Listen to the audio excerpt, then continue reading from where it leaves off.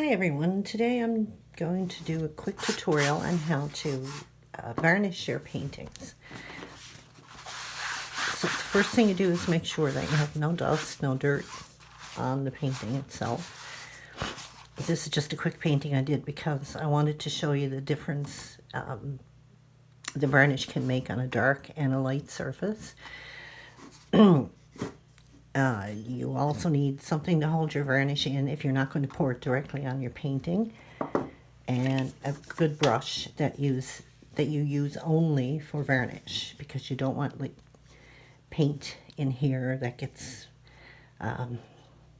loosened by the varnish and end up on your painting. So this is one I bought specifically for vernishing. It's nice and soft. This one is a bit more weathered, I guess is the word. And actually, I prefer to use this one. I'll use both to show you the difference in the paint strokes. So let's get started. Use any type of varnish you want, and it should be archival. And by archival, I mean it shouldn't yellow over time. So that's why I don't like to see people use Mod Podge or some other kind of craft varnish on their paintings, because they do tend to yellow. And also with Mod Podge in particular, it can be reactivated with moisture in the air or water getting on it, and you don't want to ruin your painting with that. So any of the good brand names like Liquitex or Golden, any of those brands are good for are good varnishes to buy. So start at the top. And on a small painting like this, you can go from top to bottom. Slightly overlap your layers of varnish. You don't want to rework it over and over again, because you will get cloudiness in the varnish. So you can see how I don't know if you can see it on the camera, but you can see how bright this color is. It looked black before. Now it's actually a blue. And the same with the pumpkin. You see how bright it becomes. This is a gloss varnish. It's the one I prefer to use. Some people prefer to use a matte or a satin. You can use whatever varnish, whatever finish that you would prefer to have. It goes on kind of milky, but it will dry clear, trust me. The only caveat to that is, on a dark surface, matte tends to dry cloudy because of the chemicals in the matte varnish. The chemicals are actually white, so when they dry, you get this white film over the black. You don't see it on colors because it's so thin, but you will see it on any black material. So now you have your first layer on. Let it dry, maybe an hour or two, and come back and do the second layer. And we'll come back once this is dried. Okay, our piece is mostly dry anyway, I think. I don't know if you can see it on the camera, but there are a few spots that I missed, and that's why, especially here, I think, that's why we go over it a second time, and this time we go in this direction. So it gives us a better chance of covering everything.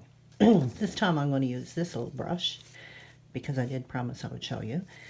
You can see, well, I don't know if you can see, the marks are pretty even on this with the other brush that I used. So this one we're going to go this way. So get plenty on your brush. I'm sorry about the shaking, but my channel is called Trembling Art for a reason. Now, this one, we go across this way, and hopefully get everything covered. Don't worry too much about the edges, because you can give those a light sanding once it's completely dry, if you need to. Oh, a little bit more in here. Now,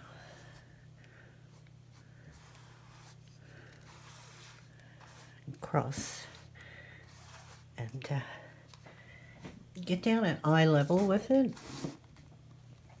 And you can it's easier then to see anything that you've missed, and try not to go over too often. And then you let that dry. I would suggest you let it dry for a full week before you ship it or hang it or whatever you're going to do with it. But it gives the piece a nice sheen, evens out the colors. It doesn't look very even right now because it's wet, but it will even out the colors. I'll show you another picture when it's dry completely. And protects it from dust and dirt and UV rays, and makes it easier to clean over. Okay, this is a larger, slightly larger piece, and I wanted to show you how to do varnishing by just pouring the varnish on the side. So you just pour a generous amount and then spread it out.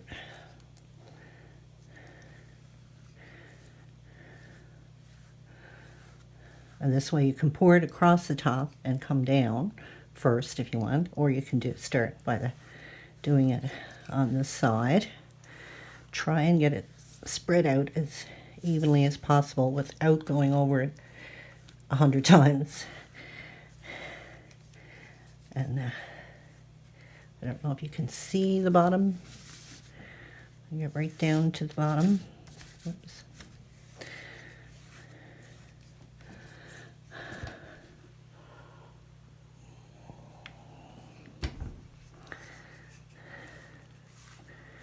I kind of ran out as I went to the bottom there.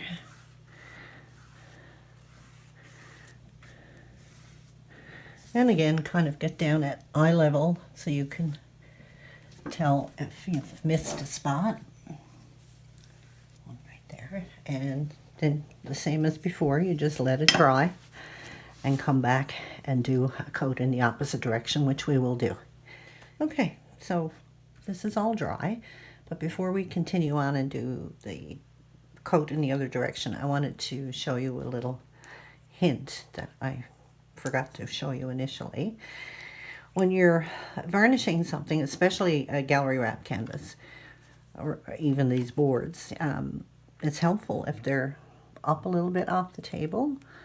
So what I use, you can use anything you want, like a bucket underneath it with a board on top or anything. But what I use is I stick these dominoes underneath the corners and they raise up slightly, and any varnish that gets on them won't stick to them, so you don't have to peel that off. So now they're raised slightly off the table, so it's much easier to varnish. So as you can see, my painting is slightly raised, so it's easier to now we're going to continue on and varnish in the opposite direction. So you start at the top and work your way down.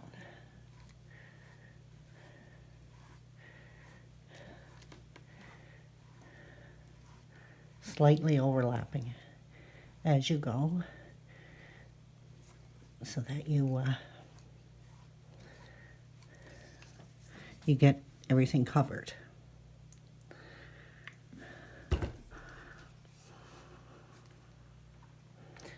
And continue on to the bottom. If you have a really large piece, you may have to work in sections on your way down. But remember, acrylic varnish is the same as acrylic paint, and it will dry quickly, so you need to work quickly, especially if you have a large piece.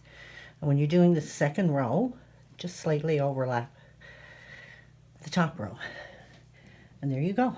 Now you have to wait and let it dry. Okay, so our original piece is completely dry, and I wanted to show you one more thing. As you may have noticed, I didn't do the sides, and normally I would. But with this little piece, I intend to come back and paint the sides black.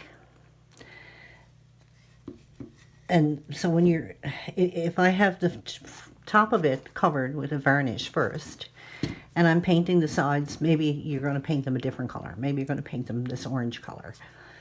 And you get paint onto your black. It's much easier to wipe off the paint from something that's already been varnished. So generally what I do, if I'm going to paint the sides a solid color, I will varnish first and then come back and paint the sides and then varnish that. And that way I can protect the original painting from getting other colors of paint. I've also put a link to the varnish I use in the description below, as well as a link to the full blog post with more tips and tricks on how to varnish your paintings. If you enjoyed this video, don't forget to subscribe and like. Thank you.